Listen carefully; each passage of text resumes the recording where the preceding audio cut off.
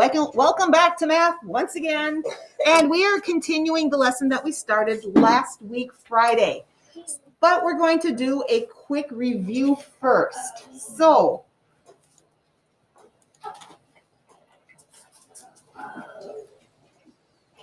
last week we left off with a sheet that looks very similar to this. Actually, it was this sheet. We were making our arrays using tiles.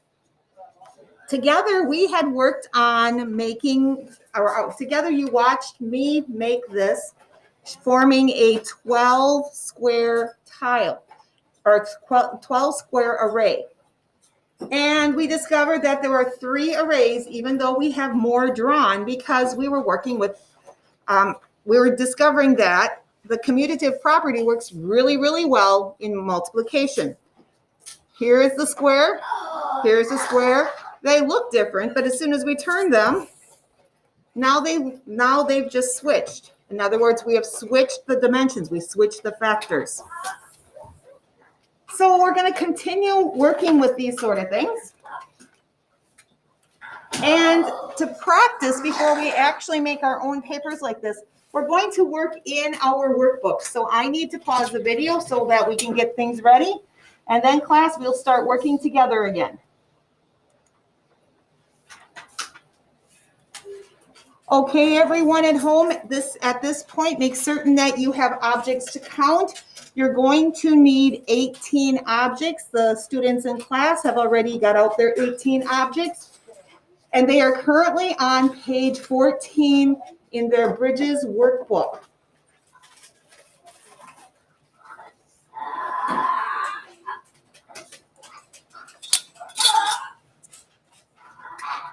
Okay, everyone. We are still working with Mrs. Carter. And Mrs. Carter is organizing some of her school supplies that came in square boxes. She is trying to figure out the best way to arrange them. She knows she wants everything to be arranged in a single layer as a rectangle, but she is not sure how to arrange the boxes that would make rectangles. Can you help Mrs. Carter solve each problem below, showing your work using numbers, sketches, or words? In class, we are using tiles to help us so that we can write our dimensions. I will be going back and forth between this flat page and our actual workbook so I can write things into it. So it says, first of all, Mrs. Carter has 18 square boxes of tacks. So I have my 18 square boxes. The kids at the tables all have their 18 square boxes. Those of you at home, if you're using pennies or dimes, that works fine. Just as long as you have objects that are the same size. It says now, how many different rectangles can she make with 18 boxes of tacks? What are the dimensions of each of the different rectangles? Remember, we talked about the word dimension, and it's very similar to the word factor.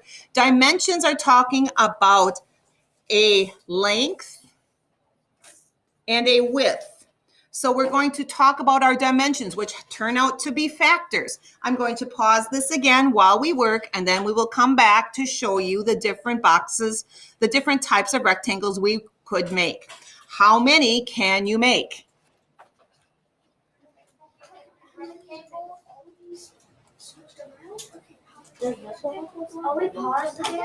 Okay, we have discovered this is one of our rectangles. We couldn't remember exactly how we were supposed to write this because it's been since last week, Friday, that we worked on this. So as we look at this to figure out what our dimensions are, I can see that I have 1, 2, 3, 4, 5, 6 rows of 1, 2, 3. I have 6 rows of 3. 6 times 3.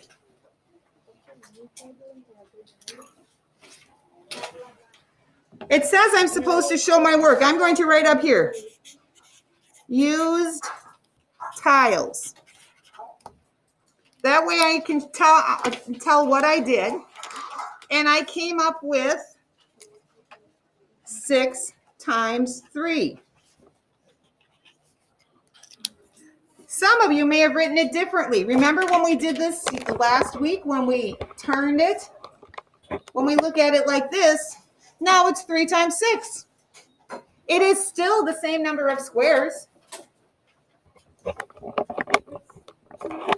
So because of the commutative property, which I saw many people out there use, you wrote it like this. Now we have another arrangement of these, which I went around looking at the class. The class did a nice job. And I took them like this.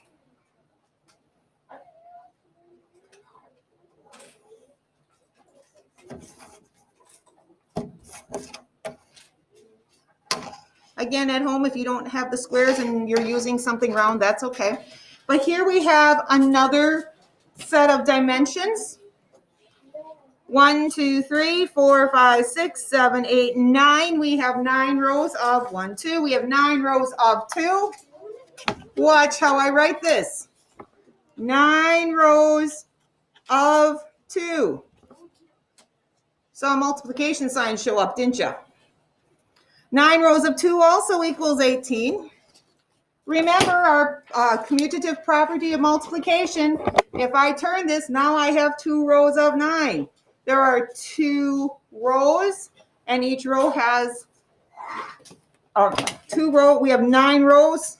Oh, goodness, this is really throwing me because I'm looking at it differently than what it's projected. So we have 2 long rows, and we have 9 in each of those rows.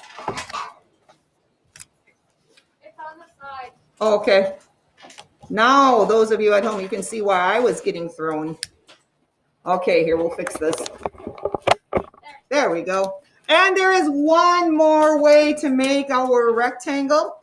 The students knew that you can just make one long skinny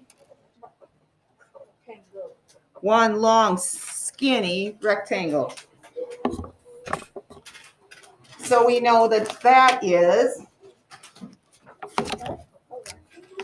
1 row of 24 or 24 rows of 1. Oh, I'm sorry, 18. My mistake. I'm jumping to the next problem already. Okay. How do you know that you found all of the rectangles? Did anybody out there try making different shapes of rectangles? Yeah. Let's look at this. Let's look at our factors. I had 1 row of 18. Now I have 2 rows. Oops. Now I'm going to make, or columns. Now I'm going to make 3 columns.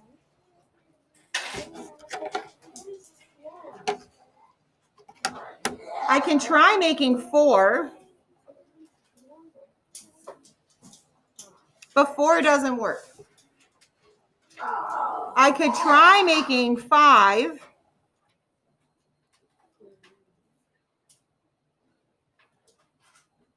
5 doesn't work.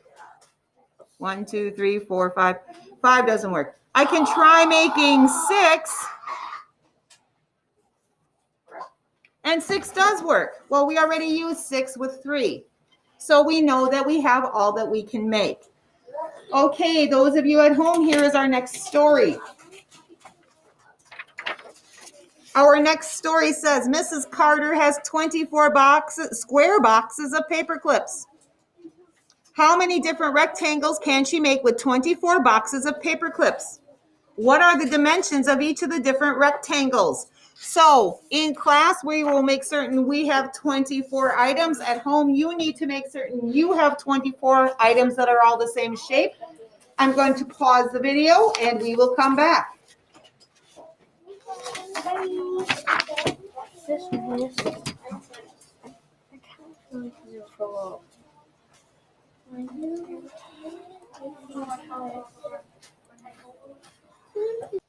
Okay, so at home, I hope that you have worked. Oh, I got to pause again. I don't have enough tiles for me. Hold on a moment. Okay, so now we're back again. Here we go again. We needed 24 of our little tiles. So I now have 24 of our little tiles. Now, for some people, you just know your math facts. Great. But not all of us know our math facts, and so there's a way to do this. First things first. 1 is a factor of everything. So the first thing I'm going to do is make, well, I better do it this way so I have enough room. Now you'll understand why I'm using such little tiny tiles.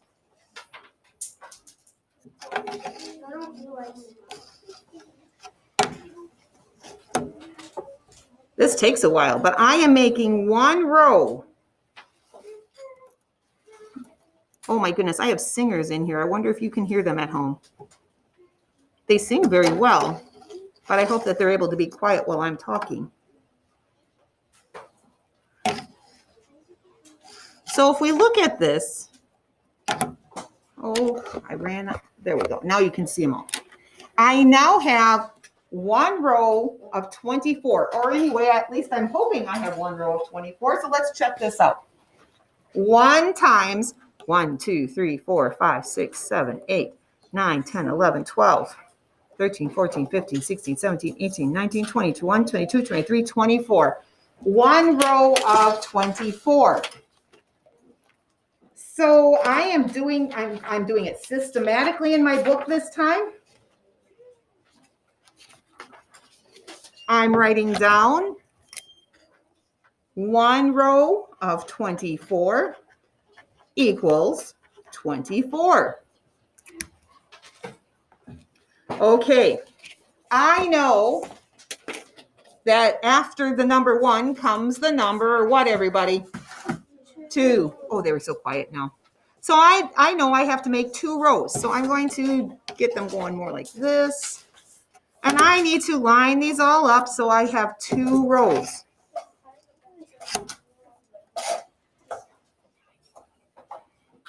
Got to get these straightened out. Bigger tiles don't fit up here. Believe me, I've tried. So now I have 2 rows or 2 columns with how many in each one? Let's check. 1, 2, 3, 4, 5, 6, 7, 8, 9, 10, 11, 12. Looking at this, I want you to notice this. 2 times 12 equals 24. Notice I have a 1, I have a 2. I actually had one student out there say something about ratio tables, that this could almost be done that way. Okay, what number comes after 2? The number is what, everybody? 3. Okay, so now I'm going to make 3 columns. So I'm going to move some of these up here, some of these here. Well, I guess I need more. So we'll put up these. Still don't have enough. Let's see if this works.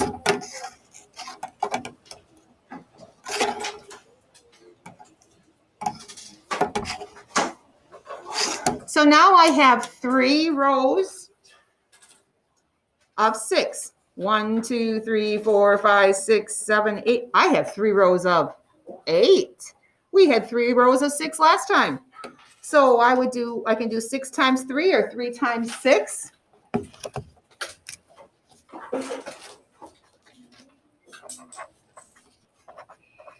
look at this. 1, 2, 3. What's the next number we should try? Everybody? 4. Actually, the class has done this already, but we're doing it with you right now. So I'm going to move some of these so I can get 4. Oh, look at that. That fits really well. Okay, so I now have 4. 1, 2, 3, 4 with 1, 2, 3, 4, 5, 6 of them in each row or column. 1, 2, 3, 4. What is our next number that comes after 4, everybody? Yes, sir. 5. We all know that. So now I'm going to try doing 5. Okay, so, that doesn't seem to work. 1, 2, 3, 4, 5, but 1, 2, 3. This doesn't work. You see what I mean? This is not a rectangle. We're supposed to be making rectangles. This is not a rectangle. 5 is not a factor of 24.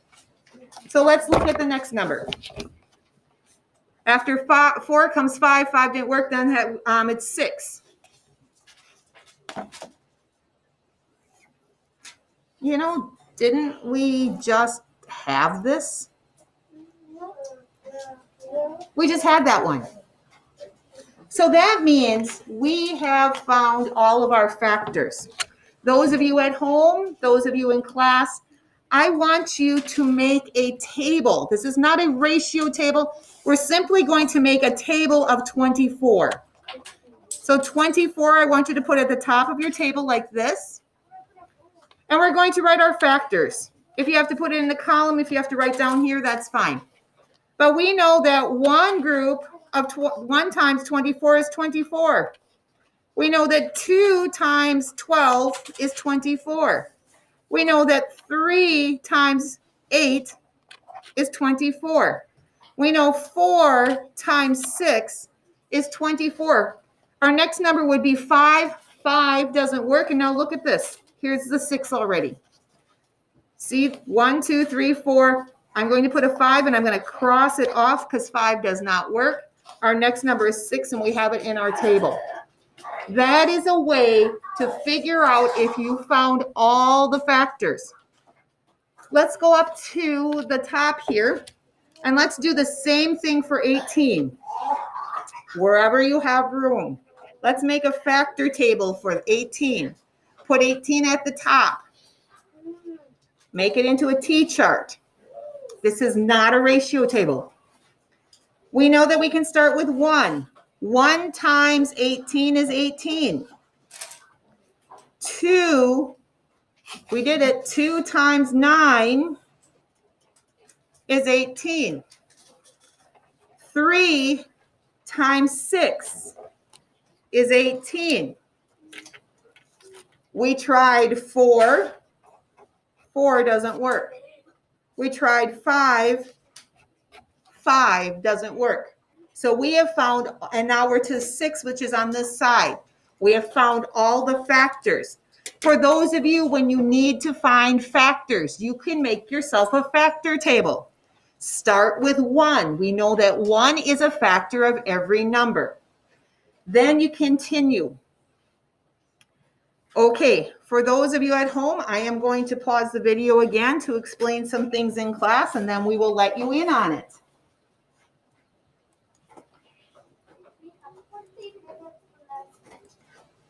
Well, welcome back, everyone at home. We just finished gym class, so maybe you took a break as well. We are continuing with the second part of our lesson today. So you will need some things to use as counters. For an example, I am going to go through this assignment to help you understand what you need to do. So let's get to our other screen. And I have this piece of paper that has some numbers on it. So my first number is 9. Remembering what we just did in our workbooks, to the side, not in one of the grids, I'm going to, actually, I could turn my paper over. I'm going to do that. I am going to make a multiplication table for the factors. We're going to make a factor table for the number 9. So I already know that 1 times 9 will work. So 1 times 9. Yep, that works. There's one long thing. So now the next number after 1 is 2. So I'm going to make 2 columns, see if that works. 2 does not work. So I'm going to go to the number after 2, which is 3. Let's see if 3 works. Oh, look at that. It makes a nice little square. But now if I look at this side, I already have a 3 there. Do I have to try 4? Because 3's already on the other side. 2 didn't work. 3's there. But just in case you were wondering, let's see if 4 works. No, 4 doesn't work. 5 doesn't work. 6 doesn't work. 7 doesn't work. 8 doesn't work. And now we're back to 9. So I want you to see that we have a 3 here, which means we can continue right to that side. So we have all of the factors we found for 9.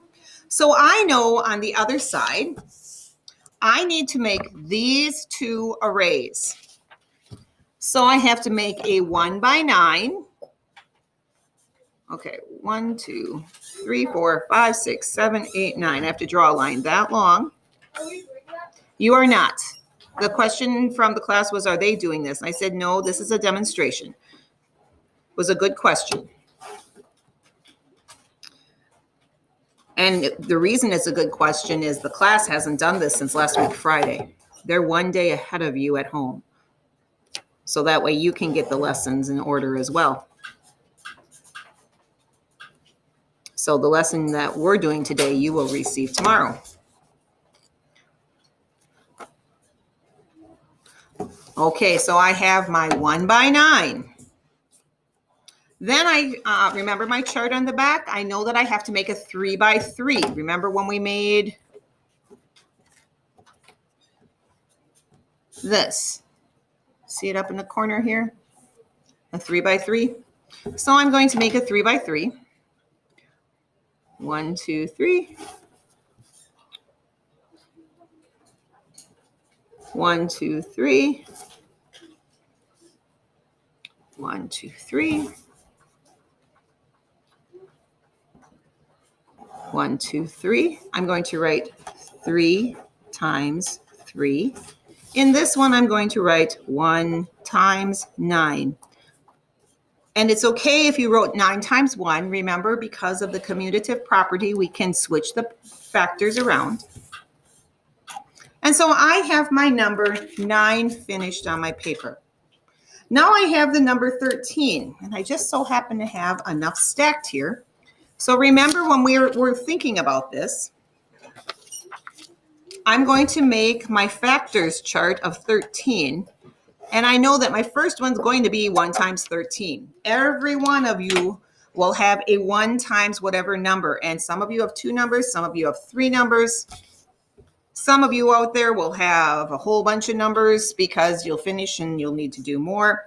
For those of you at home, I'll pick this up. My 13 is that big. That's why I've been using the little pieces before. So now I have to think, can I make 2 rows of this? So I'm going to cut this in half because after the number 1 is the number 2. Uh-oh, I have an extra. Can't use 2. Now look at this. Can we figure something out? With the number 9, we couldn't use 2. With the number 13, we couldn't use 2. What about the number 9 and what about the number 13? Make it so we can't make 2 rows. Does anyone out there know? Oh, I have crickets in my classroom. No one even knows here either. I'm going to say it again. I maybe caught them off guard. Why can't we make 2 equal rows with an odd number? Oh my goodness, now some hands shot up. Okay, so Phoenix is going to shout across the room and I'll repeat it. Yes? Only even numbers can be split in half. Only even numbers can be split in half. So I already know it doesn't pay to try to make 2. So I'm going to try to do 3 because 3 worked for my last even number. But it doesn't, or I'm sorry, it worked for my last odd number. It doesn't work for this odd number either. Okay, so I'm going to try 4, or do I even have to try 4? What would be a reason why I didn't have to try 4? Think about it. If 2 doesn't go into 13, will 4 go into 13? So 2 didn't work, 3 didn't work, 4 didn't work. Now I'm going to try 5. Oh, it doesn't look like 5 is going to work. Do I even have to try 6? No. No, because if 2 didn't go into 13, 6 isn't going to go into it because they're both even numbers. Okay, so I'm going to try 7. Well, that didn't work. Do I have to try 8? No.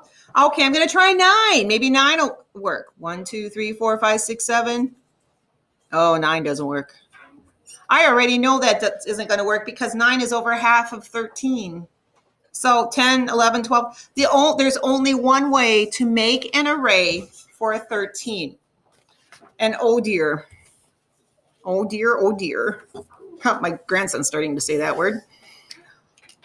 We need to make an array that's 13 squares long. But we have a problem. 1, 2, 3, 4, 5, 6, 7, 8, 9, 10, 11, 12. What do we do? There's only 12. David's got his hand in the air. Yes, David. Okay. I can continue to add, I can make certain I add a square. You don't necessarily have to use that other paper yet. But as long as I know that I have to do that, excuse me a moment, phone is ringing. Hello? Yep. Okay. So as long as I remember that I have to add another square. So here's this. To help me remember that I have to add another square, I'm not going to outline this rectangle. So you see how this little spot down here doesn't have pink, that dark pink on it? So I'm going to make another one down here. I'm going to make it right next to it. So I remember those two go together. And on a piece of colored paper that you'll be getting later, I will need to add this one to this one, and I'll show you how to do that a bit later. So now this array is 1 times 13. My last number is 34. Now, all of the students out in the classroom only have bags with 24 pieces. How many of you have a number that is larger than 24 on the piece of paper at your tables? Okay, so Tucker and Kiona, okay, a bunch of people all have their hands in the air. What do you think you need to do these arrays? What do you think, Phoenix? You can write them down. You can write tiles down on the back of the machine. Okay. But if you don't have enough tiles, you only have 24 and you need 36. No, you can write them down with like a pencil. Okay. What if you want to make the arrays with the tiles and you only have 24? Luke. You ask for more. Well, who would have more? You. Akaya. You got to share so your partners, your table partners, you have to share your tiles. So table partners, you have to share your tiles. Then we'll have to do some sanitizing once we are finished with that. So people at home, the students are going to go ahead and make some numbers. People at home, I will assign numbers to you, and you will try making these arrays. You will see this up for a while, and we are pausing while we work. Not me this time. On the ground. Not me this time, at least. Hi, everybody. We are in the middle of working really, really hard. Remember last time I made this page. I am cutting out the arrays I made, and we are going to display these because we need these for tomorrow's lesson. I'm not certain if everybody's going to get finished with this today, but because this is a really long lesson with all the work that we have to do. So this is for my number 12. What I need to do with it, I need to write the number so people can see it. So here's my number 12, and I have 3 arrays I can use. I know that 1 times 12 equals 12. So here is my 1 by 12 array. I know that 2 times 12 or 6 times 2 equals 12. So here is my 2 by 6 or my 6 by 2 array. I know that 3 times 4 is 12. And so this is my array as well. I went ahead and wrote my multiplication facts, my dimensions, inside of my boxes. If I don't do that, I need people to write them underneath, or you can still do this. So I'm going to do this one more time. Some of us have run into the problem, for example, with our number 13. 13 doesn't fit because this is only 12 pieces long. So what I can do with my 13 is I had to cut one more little piece. So I have to glue this piece on the end of my long 1 by 13 array. And we know that there is only one array that makes the number 13. It fits this way, so I got to put that one square on.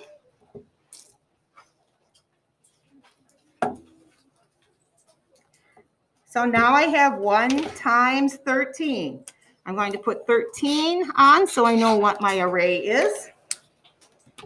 Now some of you are going to say, but I have numbers much, much, much, much bigger than that.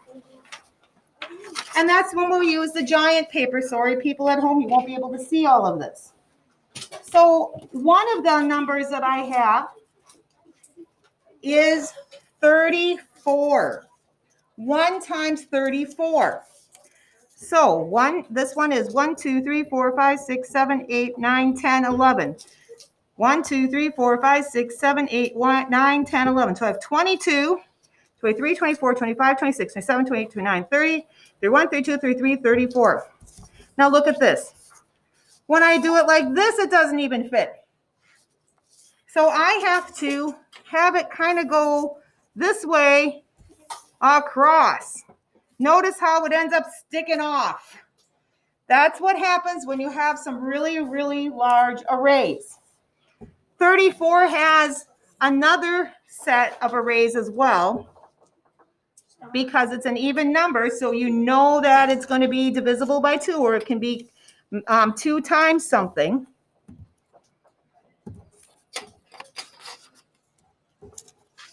Three doesn't work, 4 doesn't work, 5 doesn't work, 6 doesn't work, 7 doesn't work. Does 8 go into 34? Yeah. 8 goes into 32. 9 doesn't work.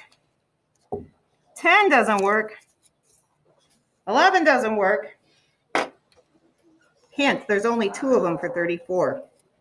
So I've got, now I have to have it like this. I'm going to just put some tape on it to keep it.